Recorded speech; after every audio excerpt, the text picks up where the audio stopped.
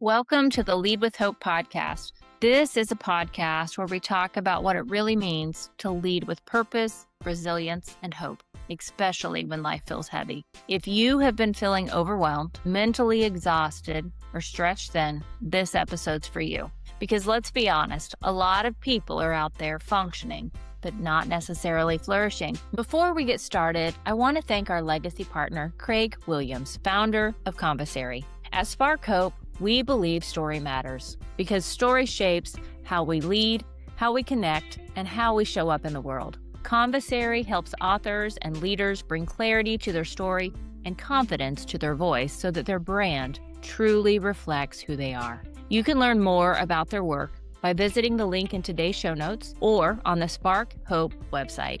Thank you, Conversary, for supporting the Lead with Hope podcast. Maybe you've had one of those days where your mind's racing before your feet even hits the floor. Maybe you're carrying the weight of work, family, expectations, and that invisible pressure that you need to hold it all together. And if that's you, I want to start off by saying you don't have to wait until you crash to take care of you. So today we're going to talk about a simple but powerful framework: acknowledge, reflect, and reset. Because before we can move forward with strength, we have to first get honest with where we are. The beautiful thing, neuroscience supports what many of us know in our spirit. When we slow down long enough to notice what's happening on the inside, we begin to regain our power. So if you've been carrying that stress and that emotional overload, I want this episode to feel like permission. Permission for you to pause, permission to be human, and permission to reset with hope. Now let's start with the first step, acknowledge. Just acknowledge. One of the most powerful things that we can do when we're overwhelmed is to simply name what we're feeling. You may have heard the phrase, name it to tame it. And that phrase is backed by neuroscience. When we put words to our emotions, it might be, I'm anxious, I'm frustrated, I'm carrying too much. We begin to engage our prefrontal cortex. That's the part of the brain that's responsible for reasoning, regulation, and perspective. And at the same time, we reduce the intensity of the amygdala. That's the brain's alarm system, the part that reacts to perceived stress and threat. In other words, when we name what we feel, we interrupt the spiral. You create a little bit of space between you and the overwhelm. And that matters because so many of us have been conditioned to override those signals. I know I've said it before, things like, I'm fine, I just need to keep pushing. I don't have time to deal with this right now. But your body is keeping score. Your nervous system notices what you refuse to face. And one of the healthiest things that you can do is get honest with yourself. That's not weakness, it's wisdom. And part of acknowledging your overwhelm means acknowledging your limits. That's where boundaries come in, not because you don't care, but because you do care. Boundaries are not walls. They're one of the clearest ways we acknowledge our humanity. And if you're feeling overwhelmed and stressed, maybe on the edge of burnout, your first assignment is not to do more.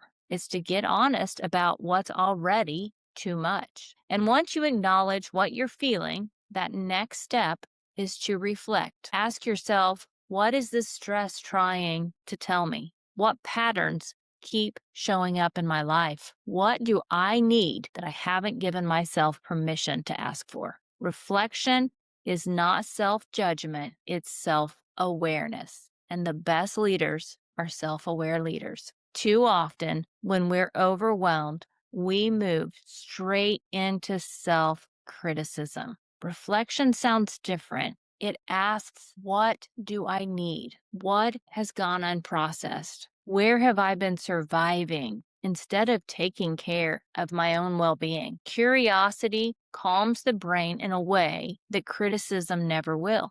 When we reflect without shame, we can reconnect with what is underneath that stress. And oftentimes, underneath all of that stress are three things: unmet needs, unprocessed emotions, and disconnection from purpose. Sometimes we are not just tired. we're disconnected. Disconnected from rest, disconnected from people, and disconnected from the deeper why that keeps us grounded. And this is where one of the most healing things we can do is to reconnect to purpose. Now, purpose doesn't always remove that pressure, but it does give it context. And that matters to the brain too. Research shows that when we have a sense of meaning and purpose, we are more resilient under stress. Purpose helps us to organize our attention, regulate our emotions, and strengthen our ability to persevere. So reflection is not just thinking deeply, it's returning to alignment.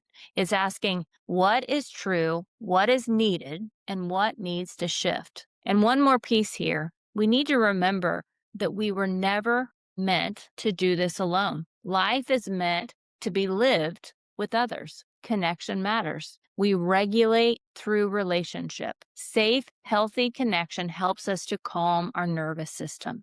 When we talk to someone we trust, we often gain perspective. We might have some emotional relief, and it's a reminder that we're not in this alone. So part of that reflection may be reaching out to a mentor or calling a friend, praying, journaling, or simply saying out loud, "This is really hard." That honesty is important. And after we acknowledge and reflect, we move into the third step, reset. Reset doesn't have to mean a week off of work or a perfect morning routine. It's not a dramatic life overhaul. Sometimes it's just one intentional choice that tells your nervous system you're safe. And one of the most powerful ways to reset is through rest. Not just sleep, although sleep matters, but a micro rest, tiny moments of intentional recovery throughout your day.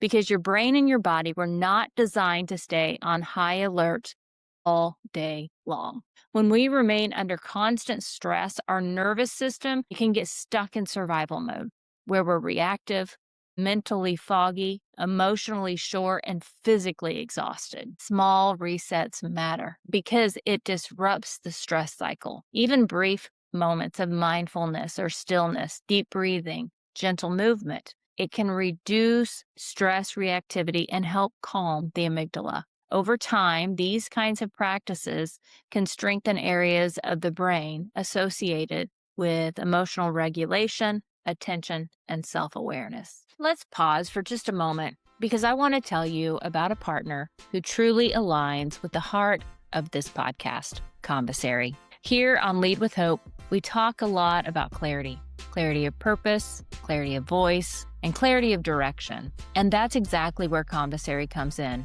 They help leaders, educators, and change makers uncover the story behind their work and share it in a way that feels honest, meaningful, and deeply aligned with who they are. If you've ever felt the nudge to write a book, refine your message, or build a brand that actually reflects your values, not just your resume, Commissary doesn't rush you or box you in. They walk alongside you, helping you shape your story with intention and integrity.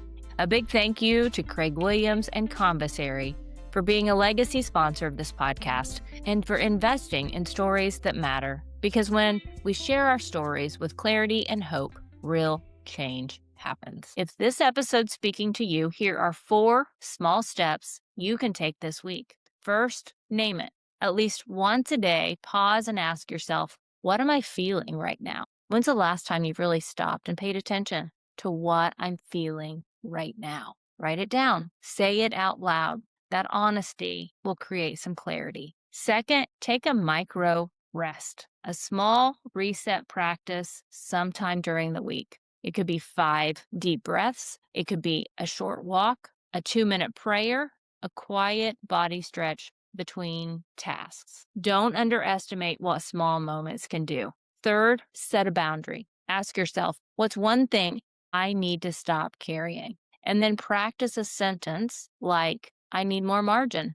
That doesn't work for me this week. Boundaries protect what burnout tries to steal. And then fourth, reach out to one person. Spend 5 minutes reconnecting to your purpose and ask yourself, what kind of person do I want to become in this season of my life? Not perfect, but aligned. And that's where hope begins to rebuild. If you have been overwhelmed, stressed, or running on empty, I want to leave you with this. You're allowed to respond to your life with compassion instead of criticism. You're allowed to slow down long enough to notice what needs care, and you're allowed to believe that reset is possible. Not because life suddenly becomes easy, because it doesn't, but because you are learning how to lead yourself with greater awareness, attention, and hope. So this week, remember, acknowledge what you feel, reflect on what you need, and reset with what restores you. You don't have to carry everything alone. If you're a leader feeling overwhelmed by everything on your plate, you're not alone, and nothing is wrong with you. Leadership is demanding, especially when you care deeply and you carry responsibility for others. And that's why I created the Hope-Fueled Leadership Kickstart, a short, focused coaching experience designed to help you pause, clarify what matters most, make confident decisions, and reconnect with your purpose and your community. If that feels like what you need right now,